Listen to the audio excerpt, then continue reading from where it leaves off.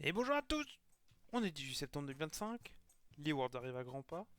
On va parler du bilan pour le moment de toutes les équipes qui sont qualifiées. Donc on a seulement deux régions où on a toutes les équipes. On ne sait pas encore le seeding, mais on a toutes les équipes. C'est la Corée et l'Asie-Pacifique. On va parler de l'Asie-Pacifique en premier parce que c'est là où j'ai le moins de choses à dire. Il y a CFO qu'on a vu au Messiah au First Ten, d'ailleurs seule équipe à se qualifier à toutes les compétitions internationales de l'année, pardon. On revoit comme à notre habitude les PSG talons. Et cette année on a une petite surprise qui est la team Secret Wales. Donc on avait déjà vu la team Wales, mais en général on remplaçait cette équipe par les gammes qui se sont fait éliminer par cette équipe. Donc pas de gamme, pas de Levi, pas de tout ça cette année, mais cette team. Ensuite en Corée, Genji, Katie, Anwha, T1.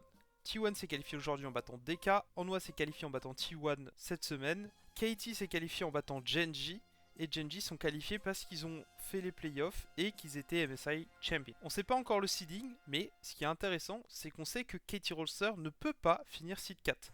Donc ça veut dire que le quatrième seed de la Corée va forcément être soit Genji, soit Anwha, soit T1, et ça c'est très important pour la suite. En Chine, on n'a qu'une seule équipe qualifiée, c'est BLG, qui est qualifiée au point. La deuxième équipe qualifiée sera celle qui remporte le Summer Split, et les deux dernières seront déterminées lors d'un gauntlet. En Europe, je suppose que vous suivez, G2 et MKOI se sont qualifiés suite à leur victoire respective contre KC et Fnatic, et KC et Fnatic s'affrontent pour la dernière place de l'Europe Worlds.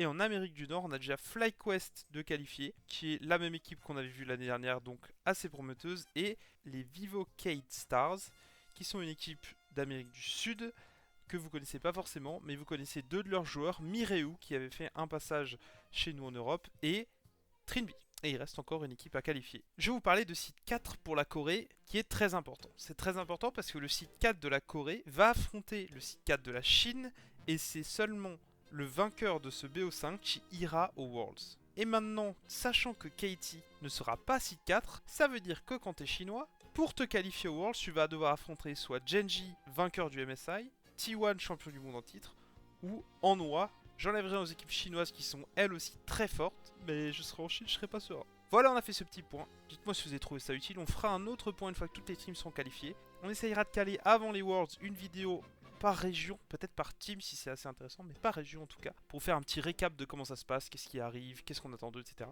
J'espère que ça vous a plu. Portez-vous bien, lâchez un commentaire, mis un pouce bleu et ciao.